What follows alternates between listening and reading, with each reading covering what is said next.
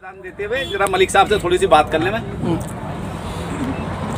मलिक साहब, प्रधानमंत्री जी ने आपको एक सौगात दे दी है, उस सौगात को आप कैसे देख रहे हैं? नहीं, वो तो घोषणा करी उसने अभी घोषणा करी। सौगात तो जब समझो जिस तरीके से कानून बन के आया था संसद में पास होकर, उसी तरीके से संवैधानिक तरीके से वापसी हो, एमएसपी का कानून बना है और जितनी और समस्याएं हैं उसके लिए जो हमारा संयुक्त मोर्चा है वो कमेटी गठित करके वो कमेटी और सरकार बातचीत करे और उसका निवारण करे। नहीं, जिस तरीके से मोदी जी ने जो है अब तक बहुत सारे फैसले रात के अंधेरे में लिए, लेकिन ये पहला फैसला है दिन के उजाले में लिया है, क्या उनकी बातों से आप सहमत नहीं हैं? नहीं, सहमत तो हैं। हाँ, दिन के उजाले में ही अब तो कोई उसे भी परेशानी नहीं कि भाई किसी कानून अंधेरे में लेकर आया था। हाँ। और सब लॉकडाउन में सब बंद थे और वो दोनों सदन में पास करा लिया। हाँ। अब तो कोई उसके आगे अड़चन नहीं, अब तो खुलेआम प्रस्ताव भेज दो, दोनों जगह दस्तक होकर चले आएंगे। न तो कोई विपक्ष है, किसान भी चाहता है, विपक्ष भी चाहता है और ये इन्होंने घोषणा ही कर दी। तो इन्हें संसद को इमरजेंसी में बुला कर 2 घंटे के लिए और ये प्रस्ताव वापसी कर ले।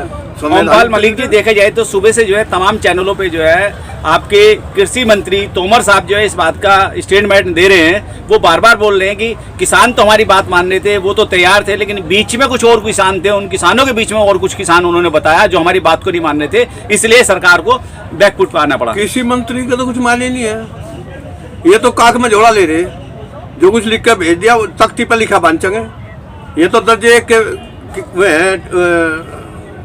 वो छात्र तख्ती पर लिखता है, मास्टर उसे बाँच कर रटता है कि इस रट, इस पर उंगली फेर और इसके सिवा कुछ नहीं है। जब अगली चीज लिखेगा, जब अगली बात चले। कृषि मंत्री उनका कुछ मतलब नहीं है। जो प्रधानमंत्री ने घोषणा की है वो उसे लेकर आवे संवैधानिक तरीके से और संसद का सत्र इमरजेंसी में बुला के, अगर वो ये चाहता है कि किसान यहाँ से जल्दी जाए तो इन्हें करे और जैसा ट्रैक्टर एनजीटी बाहर करे, श्रम कानून वापिस ले, पाती पुराली फुंगड़े का कानून वापिस ले, बिजली बिल वापिस ले, श्रम कानून वापिस ले। सारी चीजें हैं जिन पर बैठ कर बात होनी है, तो बैठ कर बात होगी। हमारा संयुक्त मोर्चा, हमारे टिकैत साहब बैठ के उनसे बात करें, टिकैत साहब को बुला कर। इन्हें तो आज ही अगर इनके मन में कुछ सच्चाई है तो ठीक है, कल बुला कर संसद और वो उन्हें कर दे और कमेटी संयुक्त मोर्चे को इनवाइट करते हैं कि आइए बैठिए और इसका निवारण करते हैं। जिस तरीके से 11 दौर की वार्ता चली और वो विफल रही, क्या आपको अभी भी लगता है कि आपको वार्ता के लिए बुलाया जाएगा और कहीं ना कहीं समस्या का समाधान निकल पाएगा? वार्ता बिना तो हल ही नहीं होगा। और भी तो मुद्दे हैं। हाँ। चलो, इन्होंने एमएसपी पर कोई नहीं बुलाते हैं, किसी को बुलाने की जरूरत नहीं है, वो इनका काम है। ये वापिस लो, उसे संवैधानिक तरीके से लो, एमएसपी पर कानून बनावे और जो मुद्दे हैं उनके लिए कमेटी बनावे और जो उसमें बैठकर, जब ये तो संयुक्त मोर्चा कोई निर्णय लेगा, ऐसे थोड़ा ही निर्णय ले लगा संयुक्त मोर्चा। हमारे तो कार्यक्रम लगे हुए हैं, उन पर हमारी पूरी तैयारी चल रही है। ओमपाल मलिक जी, जिस तरीके से देखा जाए आप पूरे जो है साल भर हो गया, आपको 11 महीने से ज्यादा का समय हो गया, अभी साल भर में केवल 6 दिन बाकी हुए हैं आंदोलन को, ठीक है ना?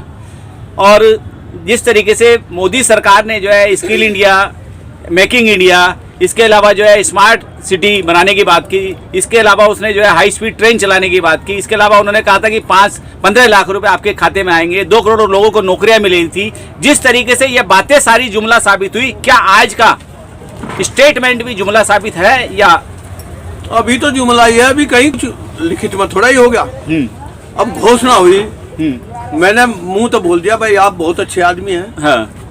और आप में ये सुधार होना चाहिए, ये कमी थी, आपने ये नहीं किया, तो वो जबान से ही तो कह रहा है, जबान से ही तो कहा उसने कि हमने ये वापसी कर ली है। सब देश के प्रधानमंत्री हैं वो, और देश के प्रधानमंत्री तो जब भी थे, जब किसानों का सारा कर्जा माफ करेंगे, सारी मतलब किसान मजदूर का कर्जा माफ करेंगे घोषणा करी थी, और 6 महीने पीछे कहते हैं फला तारीख तक 1 लाख का कर्जा माफ होगा।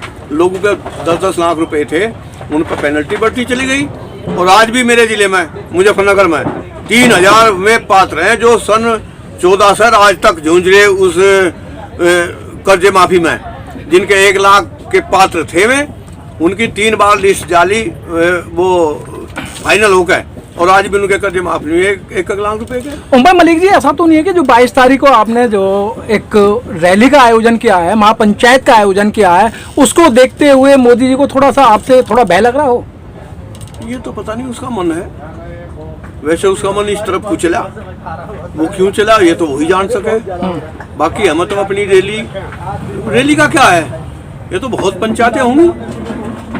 लखनऊ में पंचायत है, 26 तारीख को यहाँ पूरा साल हो गया, 1 साल का वो मनाया जाएगा। और 29 तारीख में जितने जिले हैं सबको 500 आदमी 50 ट्रैक्टर लेकर बुलाया है।